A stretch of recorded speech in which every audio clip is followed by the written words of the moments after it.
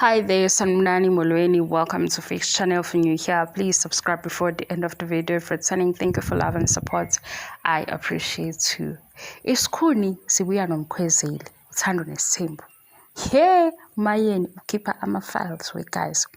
Kodwa-ke zikhona ezinye indawo ubaba uMseleku angayiconfirm, ezinye uyayiconfirm. Eyesonto, sisesontweni.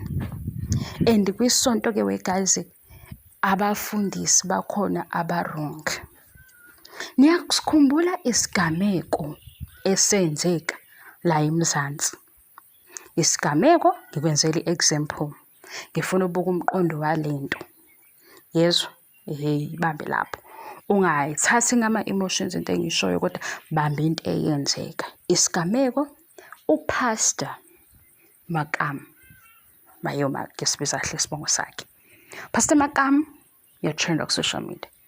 Kune voice note ucela something, ucela inganeni uthi ngwanaka, uyacela. Ukhuluma nje ngevoice ezwakalayo ukuthi yona into ayicelayo isicisho sithola ukuthi iya lapha ya ngakwi-Black Forest. Icela uPastor Makam. Makam unonkosikazi, ushadile, umfundisi, usomabhizinisi. uMakam une-TV show. Kule TV show uzokhishwa istatement sokuthi makuzoba nezindaba ezinjena sacela ukuthi asathe break. Kune-scandal esithinta umfundisi oshadile kanye nomntwana otholakala lapha esontweni, because ukuze kube khona inamba uPastor wayemazi umntwana nomntwana emazi. Njengoba ke silalele le voice note thina mphakathi bondaba zabantu nabanye abalaleli, akukho la kuvela khona ukuthi lo mntwana ocelwa kuye lento ungakanani. Angithi sasezwe kodwa voice note kwaba indaba elandelekayo, because kwaba khona izinkulumo, kwaze kwaphuma istatement sakumotshwa la futhi akekeme Pastor Makam. Ngisase yena ukwenza i-example yalento, ngikunikeza umqondo clear ukuthi ke khona ukukholwa umayeni asizuyeke ukumkholwa kwendabeni yesonto nabafundisi abarongi. Why? Ngesikhathi uPastor Makam etrenda ekhuluma nengane yentombazane, ekhuluma nentombazane embuka as ubaba esontweni, ubaba uMseleku wasemzumbe onamakhosikazi awu-4 nezingane zamantombazane, wenza ivideo ozoyithola uma ufuna ukuyithola ku-social media ehleka le ndaba yaPastor Makam. Wathi amanzi amancane lawa, wathi uzokhuluma nomngani wakhe, wathi yena uyamsupport umngani wakhe. Pastor Makam esikhuluma ngayo ushadile, unebandla, and le ntombazane yayikhuluma laphayana namanje asazi ukuthi ingakanani. Kwase kukhona nje izithombe ezivezayo, kodwa kwagcina ngavelanga ukuthi ikanjani. Nabesonto-ke abazalwane baqale bathini, sicela ukuyilandela le ndaba iphelele ukuze sizozwa ukuthi-ke kwenzakaleni, ukuze sazi ukuthi-ke sithi ngento eshiwo uPastor Makam. Yenzakalani-ke indaba? uPastor Makam wavele wathi yena ubecela isikhiye sasesontweni. Sathi angeke mfundisi, never. Iyazwakala into abeyicela ukuthi ibisondela ngakuphi.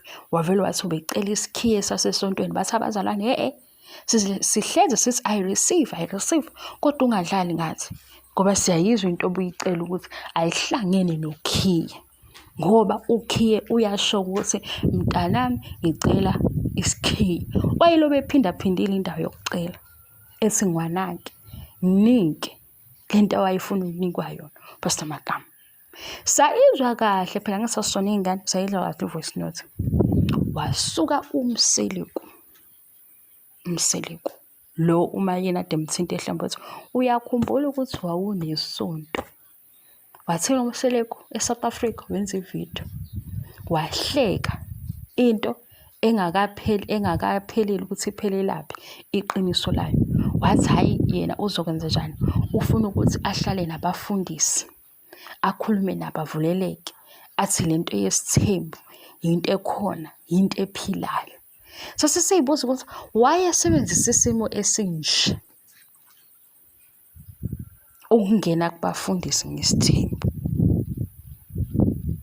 uma lento le yenziwa ngeqiniso, because le yaPastor Makam ivela yayimisa emsebenzini, eyaPastor Makam ivela yamenza ukuthi akhale inyembezi ayoxolisa unkosikazi wakhe kubiza abanye abafundisi bezomthandazela, because lena ayenzayo yayinehlazo phakathi.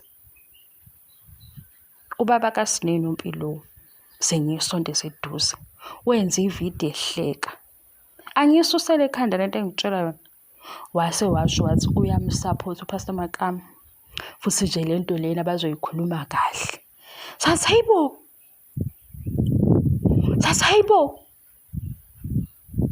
ngoba ngempela sibuye siyibuze ezinye izinto esesiyibona wegazi, angisho ngokungahloniphi, ngisho ezinye izinto njengayo yona le. Sase sicabanga amakhosikazi akusaseyi mahla amakhosikazi abavumseleko, kodwa ezinye izinto akayizibi ngani.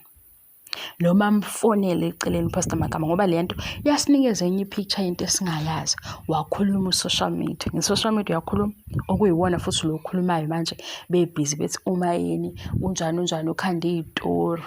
uMayeni ke uthe uyayikhumbula yini ukuthi wakwaba umfundisi esho kumseleko.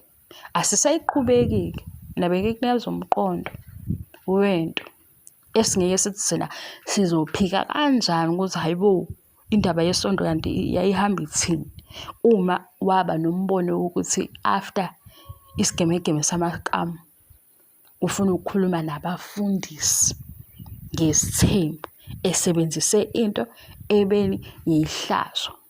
Wangavela futhi ngokusho ukuthi yabo ukuzama ukuveza ukuthi into enjena iyahlambalaza kanti wavele wahleka. Bye bye.